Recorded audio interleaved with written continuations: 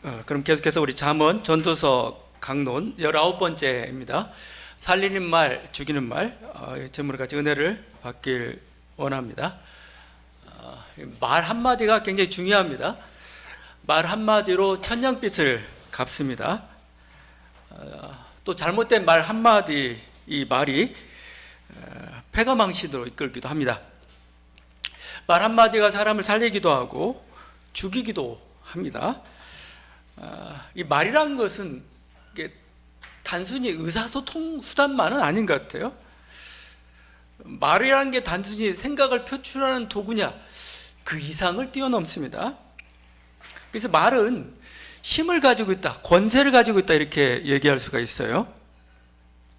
그러다 보니까 오늘 잠언서에서도 계속 말의 힘에 대해서 이렇게 경고하고 있을 뿐만 아니라 야고보에서도 이 인간의 혀를 뭐에 비유하냐면 배의 키에 이렇게 비유합니다. 여러분, 배의 키는 작죠. 작은데 이 작은 키가 이 큰 배를 이렇게 방향을 조정해 가지고 막 광풍이 몰아치고 파도가 몰아쳐도 그걸 뚫고 안전하게 위험에서 벗어나서 항행할 수 있도록 이렇게 하죠. 그와 같이 우리 혀가 작은 것인데 이게 마치 조타소와 같이 우리 인생이란 배를 끌고 갑니다. 위기의 순간을 돌파할 수 있는 힘은 말에서부터 나옵니다. 어떤 말을 하고 어떤 말을 듣고 어떤 선언을 하느냐에 따라서, 어떤 마음가짐을 갖느냐에 따라서 여러분 인생이 바뀌어져요. 목표도 바뀌는 거죠. 야고보서는 또 혀를 불이라고 합니다. 혀를 불이라고 해요. 이렇게 얘기합니다. 야고보서 2장 5절과 6절인데, 보라, 얼마나 작은 불이 얼마나 많은 나무를 태우는가. 혀는 곧 불이요 불의의 세계라. 혀는 우리 지체 중에서 온몸을 더럽히고 삶의 수레바퀴를 불사르느니 그 사르는 것이 지옥불에서 나느니라. 그죠? 혀가 불이래. 불은 작죠. 작은데 온산을 태우죠. 여기 뭐라고 표현하면 인생, 삶의 수레바퀴를 불사른답니다. 우리 인생을 수레바퀴로 비유하고 있는데 이 수레바퀴를 태우는 게 말이에요, 말. 그래서 이게 거의 심판적인 기능도 가지고 있어요. 그래서 지옥불에서 왔다고 합니다. 지옥 유황불 있죠. 유황불의 일부가 이 세계에 딱 들어왔어요. 그게 뭐냐? 그게 말입니다. 말은 그래서 칼이에요. 칼. 어느 순간에는 말 한마디가 아니고 그냥 칼입니다. 없는 게 아니에요. 그냥 이 공기 중에 파장 정도만이 아니라는 겁니다. 굉장히 강력하고 무섭죠. 그래서 우리 성경에서도 말을 말씀이라고 부릅니다. 그냥 말이라 부르지 않고 신성적 능력이 있기 때문에 말은 말씀이에요. 예수님의 이름이 말씀이죠. 근데 그게 스토아 철학에서 나왔어요. 당시 말씀은 뭐냐면 로고스입니다. 로고스. 근데 로고스란 뜻이 말하다에서 나온 겁니다. 말. 스토아 철학이 담고 있는 그건데, 로고스란 건 뭐냐면은 우주적 이성이나 법칙 같은 걸 뜻해요. 이렇게 생각하면 됩니다. 어떤 그 우주를 이끄는, 우주를 다스리는 초월적 존재가 있다고 생각해봐요. 우리가 그걸 이제 하나님이라고 부르지만, 하나님은 어떻게 알아요? 하나님의 생각이나 하나님의 계획이나 하나님의 존재를 어떻게 합니까? 하나님이 말할 때 합니다. 그분이 말씀하실 때, 말씀하신 게 사물의 존재의 여러 가지 모습으로 성경에 뭐 이런 식 계시로 이렇게 나타나는 거죠. 우리는 그 말을 들을 때 하나님을 안다는 겁니다. 그래서 요한복음 이렇게 표현하죠. 하나님 보이지 않고 아무도 그분을 알 수 없지만 품속에 계신 그분이 말씀하셨답니다. 말씀. 예수님이 말씀하시는 순간 우리 하나님이 누군지를 알게 되었어요.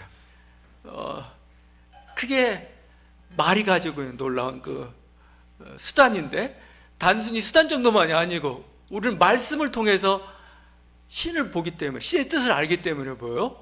말씀이 신이에요, 사실은. 그래서 그게 예수님이 말씀이다는 그런 의미인 거죠. 그만큼 제가 계속 얘기하는 것은 말은 굉장히 중요하고, 말은 우리들이 생각하는 것 이상의 능력을 가지고 있다는 겁니다. 이 중근동에 바벨론 창조 서사시라는 게 있어요. 그러니까 우리 성경에 창세기 1, 2장이 나와 있는데 거의 비슷하게 바벨론도 창조 서사시 같은 게 있습니다. 이게 길가메시나 에누마 엘리시라는 곳에 기록되어 있어요. 그 거의 2000년 전, 기원전 2000년 전 겁니다. 그러니까 에누마 엘리시 있는데 거기에서 그 이제 마르둑이라는, 우리가 마르둑 신이라고 하죠. 마르둑, 바벨론의 신입니다. 마르둑 신이 최고의 신이 되는 과정이 있습니다. 여러 신들이 있는데 그 중에 왕이 되는 과정이 말의 능력이 있습니다. 네가 하는 말이 성취되는가? 거기 제4토판입니다. 제4토판의 네 번째 토판에 이렇게 기록되어 있어요. 당신은 파괴하거나 또는 창조하기 위해 명령을 내리십시오. 그대로 될 것입니다. 그 선조의 신들이 마르둑이 한 말의 효력을 보았을 때 그들은 기뻐하며 그에게 절하면서 말하기를 마르둑은 왕이시다. 마르둑은 왕이시다. 그가 한 말이 그대로 돼요. 여러분, 우리 창세기 1장에 하나님이 말씀하시니라 그대로 되니라가 그냥 나온 거 아닙니다. 능력자는 뭐예요? 말한 대로 돼요. 그게. 그래서 말은 능력이 그냥 공개 파장이 아니라는 겁니다. 하나님 말씀 뭐라고 표현합니까? 하나님 말씀은 그냥 말이 아니고 이게 땅에서 선포되면 이게 성취되기까지 쉬지 않습니다. 그래서 이게 말이 가장 놀라운 것임이죠. 그러니까 말의 능력, 말의 창조력, 말. 그래서 저는 우리가 하나님의 형상을 가지고 태어났다고 하잖아요. 가장 중요한 게 뭐냐? 말의 능력입니다. 말을, 언어를 사용할 수 있는 그 능력을 가진 게 하나님의 형상의 가장 중요한 부분이고, 인간을 인간답게 만드는 것, 인간을 위대하게 만든 것, 이게 언어입니다. 말입니다.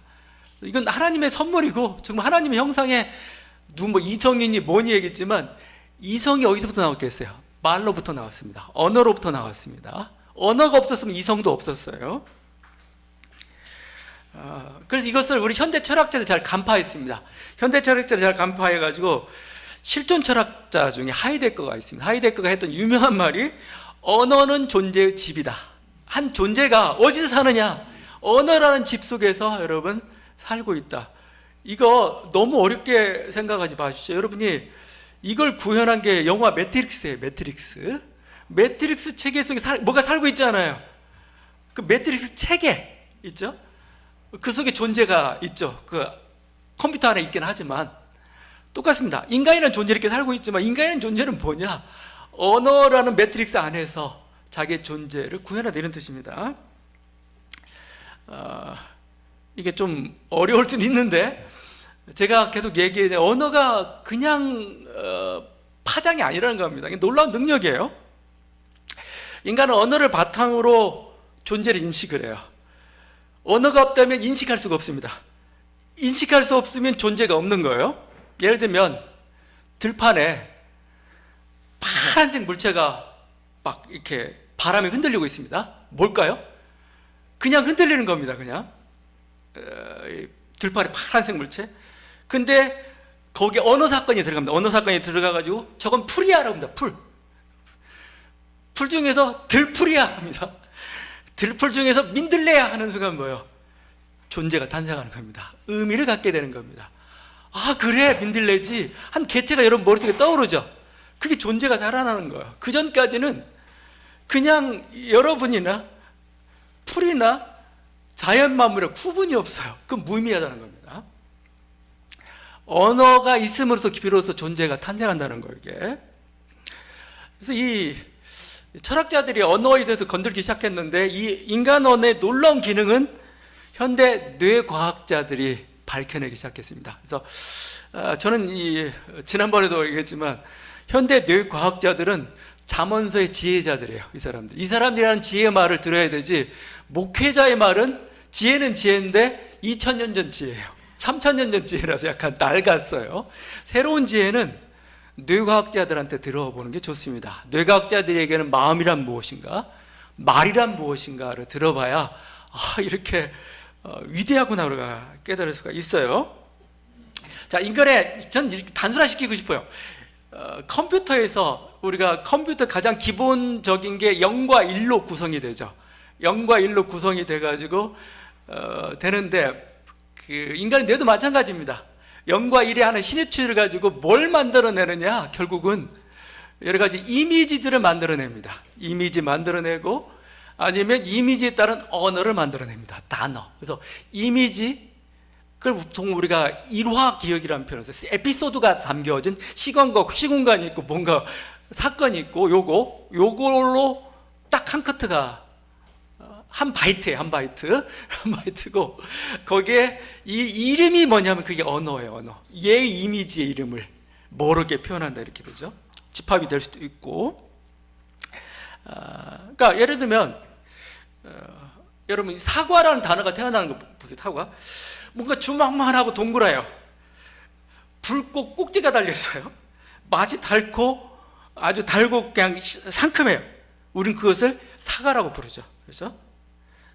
사과라고 규정하는 순간 그게 단어가 되는 거, 거기서 개념이 형성되고 존재가 탄생한 겁니다. 여러분이 사과를 어떻게 인식을 해요? 사과가 여러분 머릿속에 들어옵니까? 이 큰 사과가 어떻게 여러분의 머릿속에 들어오겠어요? 여러분은 이미지로 기억을 해요. 사과란 이미지를 내 머릿속에 투영해가지고 이게 놓고 이 이름을 사과라고 부르자는 단어가 탄생하는 겁니다. 그래서 여러분이 또 사과하는 순간, 어떤 사과같이 생긴 걸 보는 순간 사과라는 단어가 떠오르고 이 사과라는 단어가 여러분의 뇌에서 그 이미지를 다시 끄집어내요. 아, 저기 사과구나. 이게 제가 단순하게 얘기했지만 이게 AI의 원리예요. 지금 AI의 원리. AI의 원리가 어떻게 생각하냐면은 일단 컴퓨터가 제일 못했던 게 뭐였냐면 이겁니다. 저걸 구분을 못해요. 개와 고양이를 구분을 못해요. 막 개는 이런 거야, 고양이 이런 거 아무리 설명해줘도 고양이 갖다 놓으면 뭐 헷갈려요. 이상한 고양이 갖다 놓으면 다리 하나 쩔고 있는 고양이를 가지고 발이 4개가 아니네. 인식을 못하고 막 그러죠. 근데 AI한테 어떤 일을 보여줬냐면 고양이 그림을 수십만 장을 보여줍니다. 계속 보여주다 보니까 뭐 병 걸린 고양이, 여러 고양이를 보다 보니까 얘가 고양이의 패턴을 읽어내요. 그러고 나서 이게 고양이야 라는 개념을 갖게 됩니다.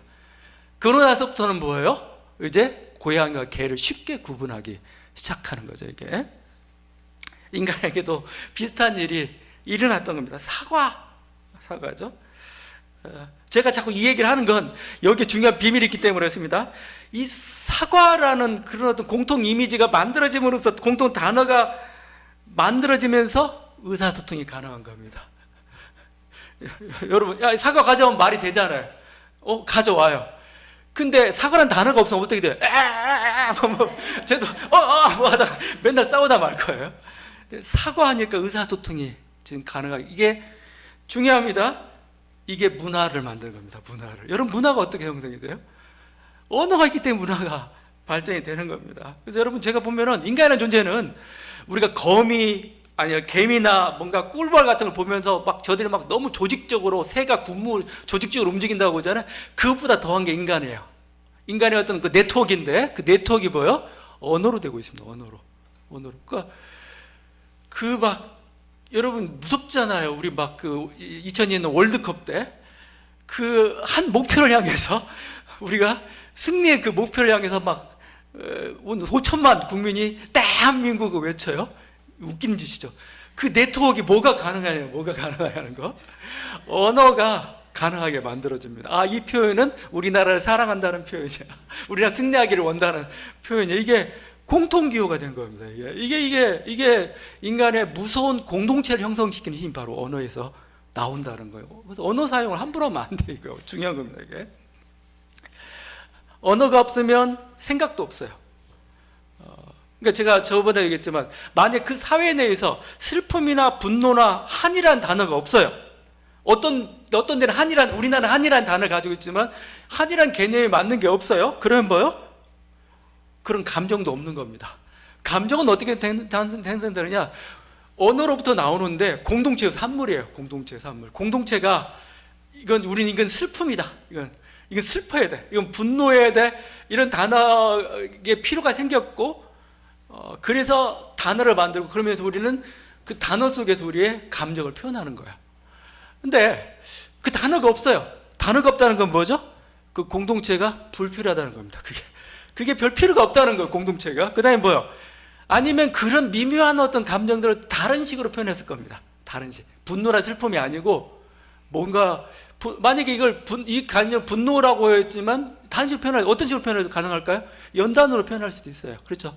이 고통을 나는 분노야, 화내야 돼 이렇게 할 수도 있겠지만 이게 뭐랄까 기분 나쁨 정도, 소극적인 뭐 이게 다른 식으로 표현할 수도 있어요.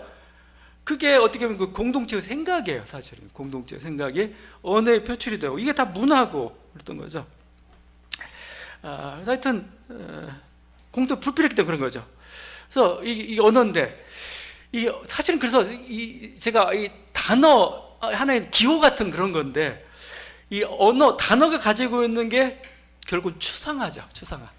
그러니까 사과를 일일이 다 표현할 수가 없어요. 그냥 어떤 사과라는 그 추상화된 단순화된 명령 속에서 우리는 그걸 인식하는 거죠. 그리고 또 언어라는 건 뭐예요? 순서가 굉장히 중요해요. 이렇게 사과가 맛있다. 이거 순서 틀리면 안 됩니다. 이게 언어의 기본 특징이 돼버렸죠. 이것 때문에 이성이 발전하고 과학기술이 발전했습니다. 이게 뇌과학의 이론입니다. 과학의 법칙이라는 건 사실 뭐예요? 과학의 법칙이라는 건 과학의 법칙은 단순한 게 뭐냐면 모든 사람들이 가지고 공통적인 특징을 뽑아내는 그 추상화 능력이 있어요. 굉장히 어떤 단순화의 작업이 있습니다. 단순화 작업.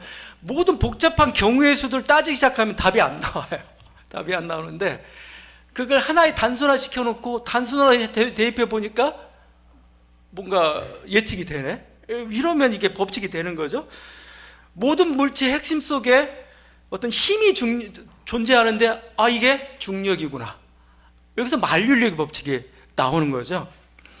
단순화 작업입니다. 그리고 공통화 작업이 사실은 법칙, 언어의 기본 법칙, 기본 룰인데 이걸 과학에 적용해 보니까 놀라운 일이 발생한 거예요. 이게. 단순화하니까 세계가 4개의 힘으로 구성되어 있네. 그렇죠?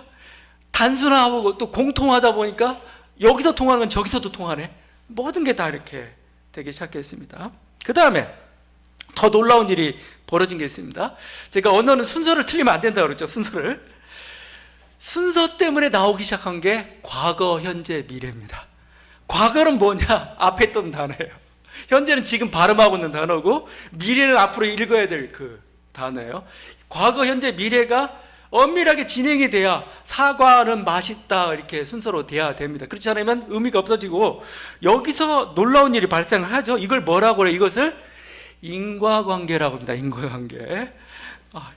시간적인 연결성 인과관계예요. 시간적인 여러분 이제 쥐나게 생겼네 머리. 시간적인 연결성 인과관계 다른 게 아니에요. 이 사건 다음에 이게 일어나네. 이게 일어나면 이게 일어나네. 이게 인과관계잖아요. 결국 인과관계를 따지는 게 과학이에요. 보여. 이게 법칙이 나오면 여기서부터 뭐 가죠? 여기서부터 예측이 나오는 겁니다. 이렇게 가면은 이렇게 될 거야라는 예측이 나오기 시작하고 예측이 가능하면 인간의 생존 능력이 높아졌고 대비하기 시작했으니까 결국 여기서 나온 게 과학이고 기술. 그래서 언어로부터 사실은 인간의 문화, 과학, 언어의 덕분이에요. 언어가 놀라운 거. 여러분 놀라운 선물을 여러분에게 선사한 겁니다. 근데 이렇게 탄생한 언어인데 이걸 함부로 하면 안 되죠. 함부로 쓰면 안 돼요. 이거. 이 언어인데 얘는 또 여기서만 그치지 않습니다. 여기서만 그치지 않는 게 어떤 이미지를 그냥 반영한 게 언어 정도만 아니고 이게 추상적인 단계까지 가게 됩니다.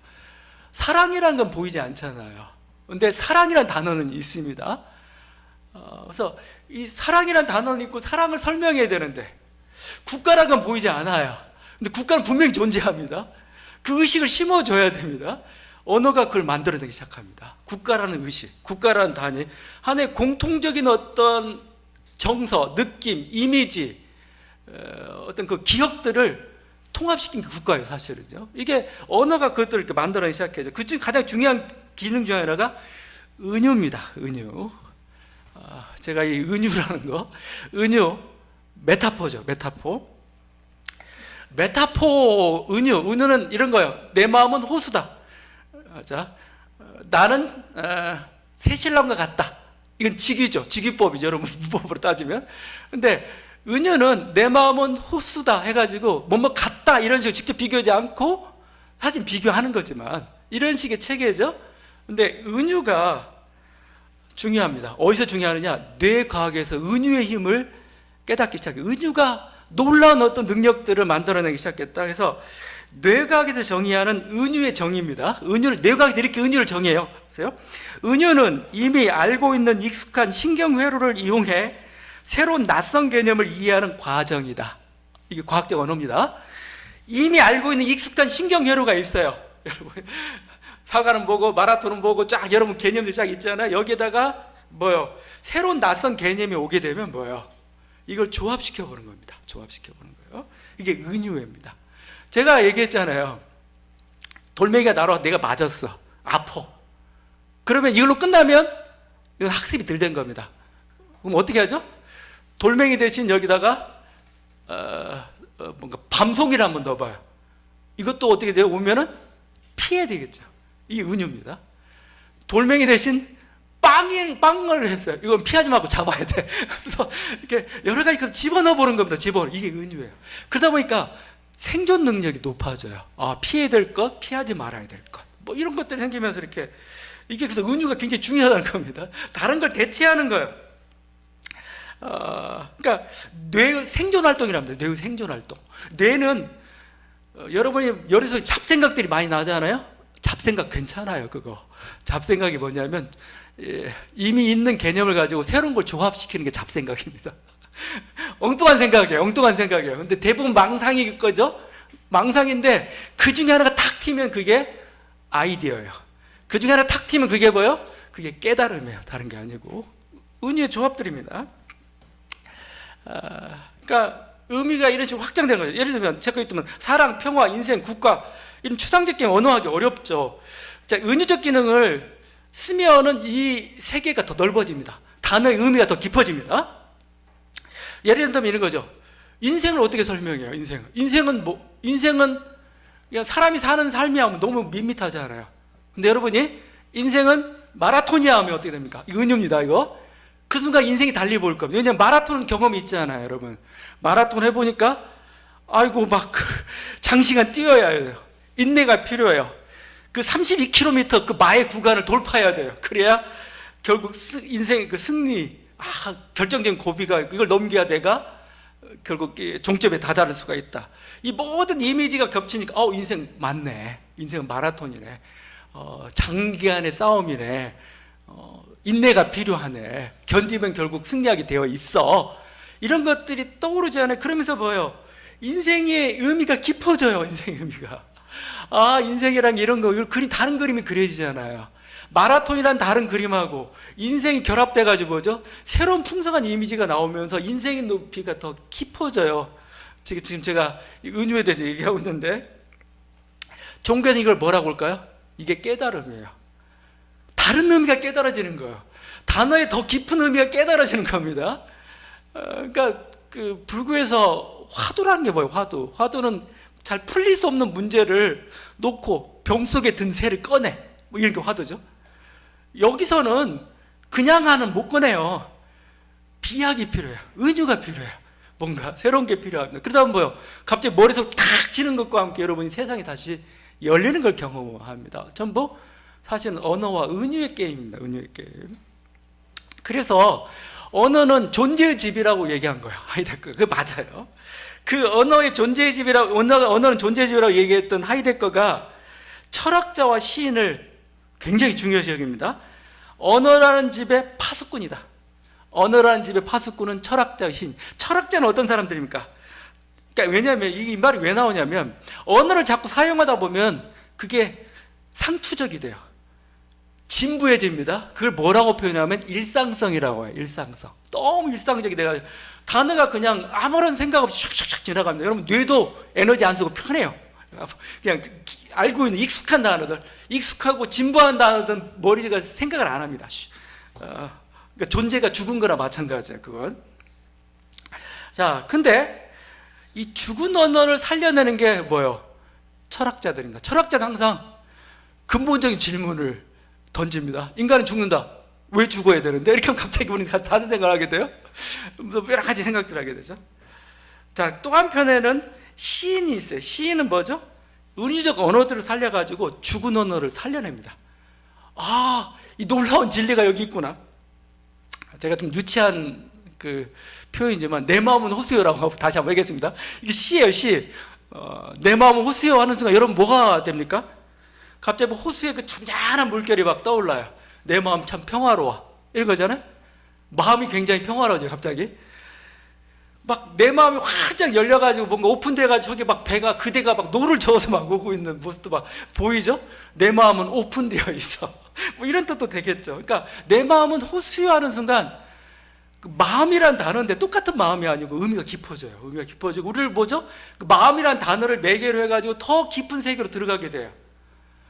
여기서 심리학이 나올 수도 있고 여기서 더 대단한 것이 나올 수도 있고 막 그러죠. 그게 은유입니다. 은유. 그 시인 메리 올리버의 시 중에 하나입니다. 시는 단어들이 아니라 추위를 녹이는 불, 길 잃은 자를 안내하는 밧줄, 배고픈 자를 위한 빵이다. 이렇게 얘기했어요. 은유적 연결, 이게 시적 언어가 가진 탁월함입니다. 이렇게. 이 시적 언어가 가진 탁월함인데 마치 이 말을 듣는 순간 무슨 말처럼 들리나요? 내가 곧 길이요 진리요 생명이라는 예수님 말씀처럼 들려요. 실제 이게 보세요. 배고픈 자를 위한 빵이다. 시가 빵이야. 근데 이걸 믿는 사람은 어떤 일이 발생할까요? 배고픔을 잊을 수도 있습니다. 배고픔이 중요하지가 않아요. 배고픔이 실제 대단하죠. 언어가 가지고는 진짜 시만 읽어도 배가 고프지 않을 것 같아요. 언어가 가진 그 놀라운 그 힘입니다. 그래서 하이데거는 자꾸 언어를 질문하라는 거예요. 단순하게 받아들이면 뇌세포가 안 움직여요. 막 질문하고 은유로 갖다 막 부어야 뇌세포 그때부터 뭐지 생각하기 시작하면서 진짜 진리를 찾아가기 시작해요. 진짜를 찾아가기 시작하고 뭐 더 깊은 일상적인 건 뭐해 더 궁극적인 걸 찾아가는 그들이 현상에 일어나는 거죠. 이게 다 언어를 가지고 이루는 게임이에요. 놀이라고 볼 수도 있는 겁니다.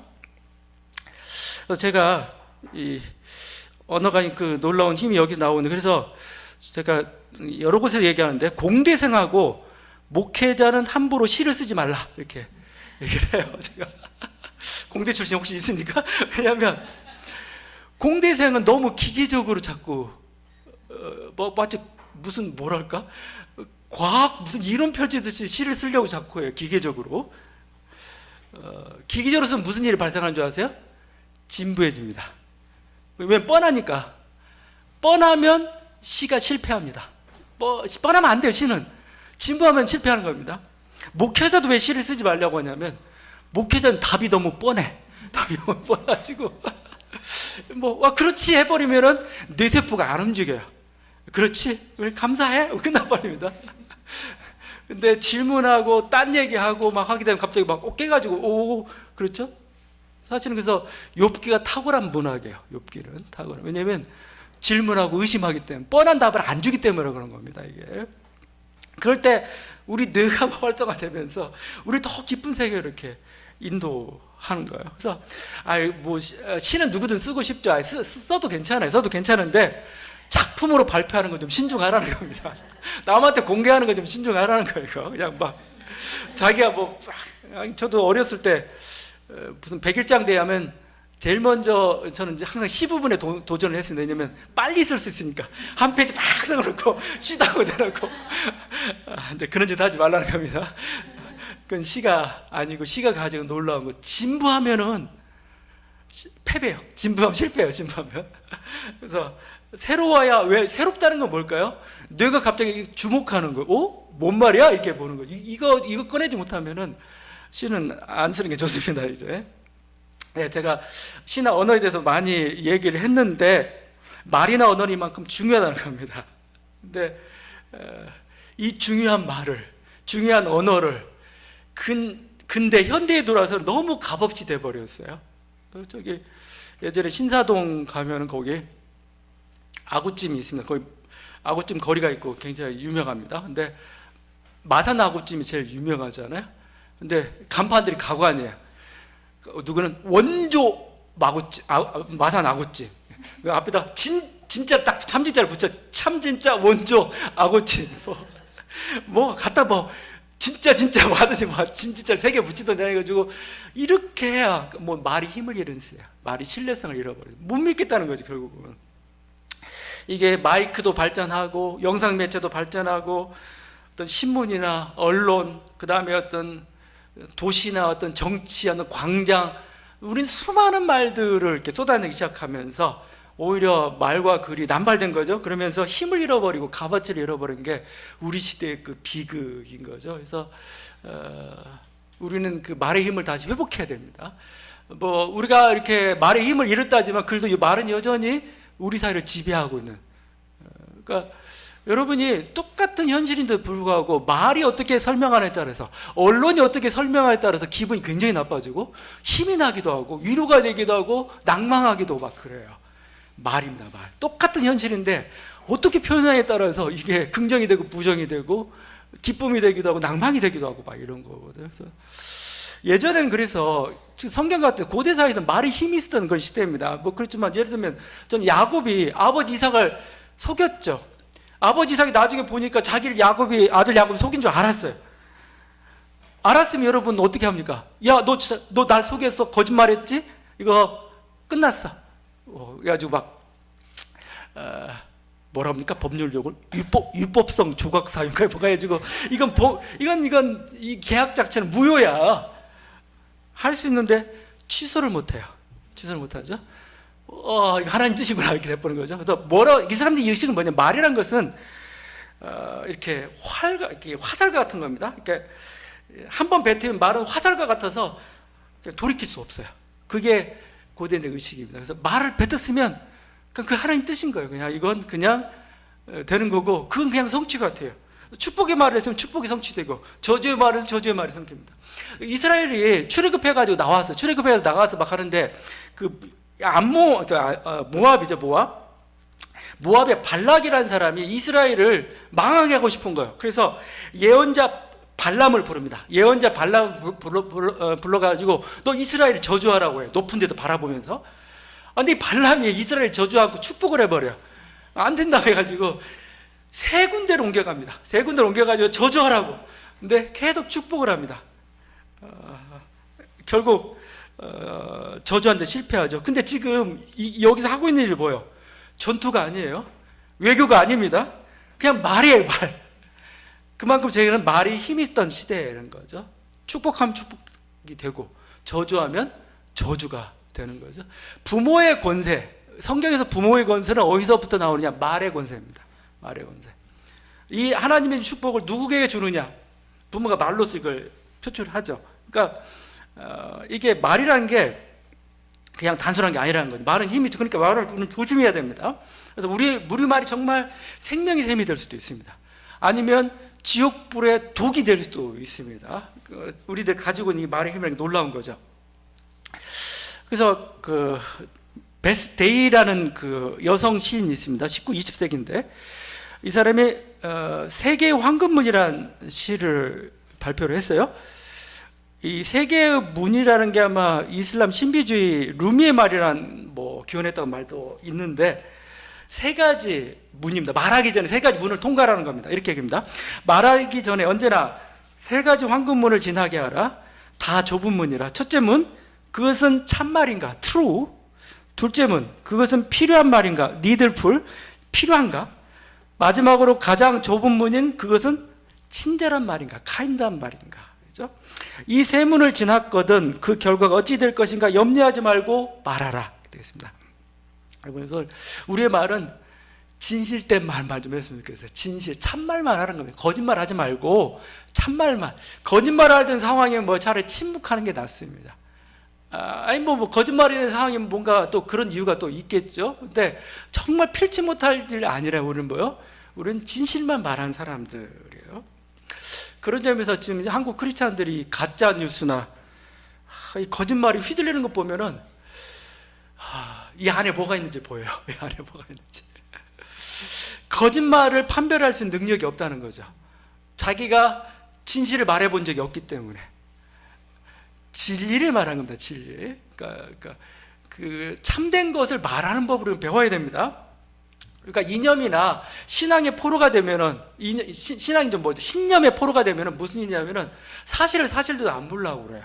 자꾸 자기의 예전에는 안 그랬는데 내 생각은 이런 식으로 가게 돼. 그게 중요한 게 아니고 진짜 현실이 뭔가를 보고 와야 돼요. 그걸 그대로 말하는 게 필요하고, 그럴 때 이 사람이 가장 현명하고 가장 적절한 길을 갈 수가 있습니다. 그렇지 않고 막 과거의 생각에만 잡혀가지고 이건 이래야 돼, 현실을 못 보죠. 우리는 항상 진실된 말을, 이 진실된 말이 불의와 어둠을, 우리는 어떻게 싸우느냐, 어둠과 어떻게 싸우느냐, 진실을 말하면 돼요. 이게 진심이라면 어둠은 힘을 잃습니다. 왜냐하면 진실이 가장 현실 적합성이 있고 가장 효과적이에요. 다른 어떤 것보다. 거짓은 힘듭니다. 진실은 한마디면 돼요. 거짓말은 100마디를 해야 성공할 정도로 에너지 소모가 너무나 많아요. 진실이 자연스럽습니다. 진실이 승리하는 거죠. 진실된 말만 해야 될 겁니다. 두 번째는 필요한 말만 하라는 거. 필요한 말만. 이게 진실일지라도 꼭 해야 되는 건 아니에요. 필요한가를 물어봐야 됩니다. 내가 이 진실을 얘기했을 때 분란이나 안 좋은 결과가 예상될 때는 침묵하는 게 낫습니다. 이 말을 지금 하는 게 필요한가를 따져봐야 돼. 아무리 진실일지라도 막 어디 가서나 막 어린아이처럼 막 하면은 아니에요. 오히려 이게 진실을 드러냄으로써 오히려 분란이 주어진다, 나쁜 일이 주어진다. 그러면 침묵해야 되는 거예요, 차라리요. 반대로 지금 말을 해야 될 때예요. 지적해야 될 때입니다. 근데 안 해요. 이건 악에 동조하는 거는 사실은 또 마찬가지입니다. 그래서 이게 필요한 말인가, 지금 해야 되는가, 들어야 되는가, 여러분 그걸 항상 판단해 봐야 됩니다. 그래서 성경에서는 잠언에서 이렇게 얘기합니다. 적절할 때 적절한 말은 얼마나 시원한가. 여름철에 냉수와 같아. 여름철 그 적절한 말 한마디가 나에게 막 힘을 불러일으키고, 적절한 말 한마디가 갑자기 생각을 바꿔버립니다. 이게 그래서 지금 필요한가. 마지막 세 번째는 친절한 말입니다. 저는 여기에 좀 더 초점을 두고 뒀으면 좋겠어요. 그러니까 우리가 진실된 말, 필요한 말은 좀 지혜가 필요해요, 이거 하려면. 근데 친절한 말은 지혜가 필요 없잖아요. 그냥 친절한 말은 세 번째 문 이거 하나만으로 잡으면 돼요. 이 말이 저에게 도움이 되는, 저 사람은 살리는 말인가, 죽이는 말인가, 도움이 되는 말인가, 그거 하나의 기준 가지고 말을 하세요. 그냥 세 개의 문을 다 통과 못하면 한 가지 말 잡다면 친절한 말, 친절한 말. 말은 얘기하자면 칼입니다. 칼. 우리 말 한마디가 다른 사람에게 상처를 주죠. 그래서 한국 사회의 댓글은 굉장히 위험합니다. 댓글, 예의 없는 댓글들, 비방, 사람들, 이건 칼이고, 이게 지옥불 같아요. 제가 보면 지옥불이 와가지고 사람을 죽이는 말입니다. 죽이는 말. 그게 아무리 진실일지라도 비방은 안 됩니다. 아무리 진실일지라도 예의 없이 주는 건 안 됩니다. 여러분이 선물이 있어요. 선물이 있는데 선물을 막 던져버려요. 가자! 그러면 선물이 아니죠. 예의 없는 진실이 그런 겁니다. 예의 없는 진리가, 예의가 없으면 안 돼요. 조용하게 정중하게 되고 이렇게 받을 수가 있는 거고요. 그래서 사랑이 없는 말은 사람을 죽이죠. 마음을 상하게 하고, 사람을 살리는 말, 길을 세워주는 말, 행복하게 하는 말, 그래서 판단하고 책망하는 말보다는 격려하는 말이 더 사람을 살리고 사람을 변화시키는 거예요. 그래서 우리 이 세 가지, 꼭 진실한 말, 필요한 말, 그러니까 참말, 필요한 말, 친절한 말 할 수 있도록 오늘은 우리가 성령 강림주일로 지키고 있습니다. 오순절 성령이 임했을 때 놀라운 사건이 하나가 있었는데 그게 방언 사건이 있습니다. 방언의 의미가 뭐냐 이거죠. 모든 민족 간에, 언어 간에 이렇게 다 이 언어의 어떤 그 경계로 이렇게 다 구분지어 있는데, 오순절 성령이 임하면서 방언이 터지면서 온 세계가 하나님 말씀을 들었어요. 의사소통이 이루어진 겁니다. 성령을 통해서. 놀라운 일이죠. 여러분, 성령께서 하시는, 그래서 성령은 저는 말의 하나님이랍니다. 말의 하나님. 말씀의 하나님이 성령이에요. 성령의 방언이 일들을 했기 때문에 그렇습니다. 우리의 기도는 우리에게 학자의 혀를 주사, 이사야서 말씀입니다. 우리가 말을 잘할 수 있기를, 잘 들을 수 있기를 이렇게 간구했으면 좋겠습니다. 이사야 50장 4절 공동 번역으로 한번 제가 읽겠습니다. 우리에게 학자의 혀를 주사 알아듣게 하시고 이렇게 되어 있는데, 공동 번역이 더 멋있게 번역을 했어요. 이게 이사야 선지자의 기도였습니다. 주 야훼께서 나에게 말솜씨를 익혀주시고 고달픈 자를 격려할 줄 알게 다정한 말을 가르쳐 주신다. 아침마다 내 귀를 일깨워 주시어 배우는 마음으로 듣게 하신다. 이 은혜가 있는 저와 여러분들의 간절히 바라며 기도하시겠습니다.